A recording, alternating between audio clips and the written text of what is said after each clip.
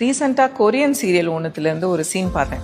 இந்த ஹீரோயின் வந்து கோமாலேருந்து எழுந்துக்கிறாங்க. எழுந்துக்கும் போது அவங்களுக்கு ஒரு பவர் வருது. என்னன்னா, எதிர்க்க வரவங்க மேலே வந்து ஒரு ஹார்ட் சிம்பிள், அது பக்கத்தில் ஒரு நம்பர். அவங்களுக்கு எவ்வளவு இவங்க மேலே கேர் காமிக்கிறாங்கங்கிற குறிப்பிடுறது அந்த நம்பர். ஸோ முன்னாடியே பாய் ஃப்ரெண்ட் உட்காந்துட்டு இருக்காரு. பார்த்தா அந்த ஹார்ட் சிம்பிள் பக்கத்தில் 9ன்னு இருக்கு.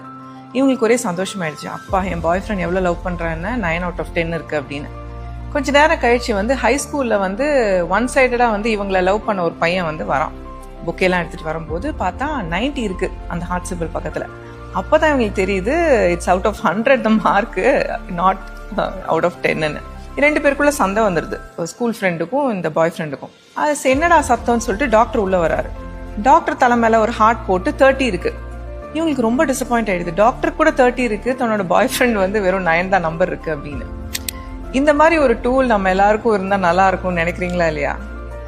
ஆக்சுவலி வந்து கடவுள் வந்து நமக்கு யார் நல்லது செய்வாங்க, யார் கெடுதல் செய்கிறாங்க, யார் நல்லவங்க யார் கெட்டவங்கன்னு கண்டுபிடிக்கிறதுக்கு ஒரு டூல் வச்சிருக்காரு.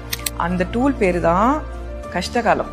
நம்ம கஷ்டகாலம் வரும்போது தான் நம்மளுக்கு யார் இருக்கா, நம்மளுக்கு எதிராக யார் இருக்கான்னு நம்மளுக்கு ஈஸியா தெரியும். நிறைய பேரோட முகத்திரை வந்து அப்பதான் வந்து கிழியும். கஷ்டகாலம் நம்ம எவ்வளவுதான் திட்டினாலுமே அதை தாண்டி வந்ததுக்கு அப்புறம் தான் நம்மளோட ஆட்கள் யாரு, நமக்குன்னு யார் இருக்கா, நம்ம யாரோட ஆக்சுவலி டைம் நிறைய ஸ்பெண்ட் பண்ணணும், ப்ரையாரிட்டைஸ் பண்ணணுங்கிறது நமக்கு தெரிய வரும்.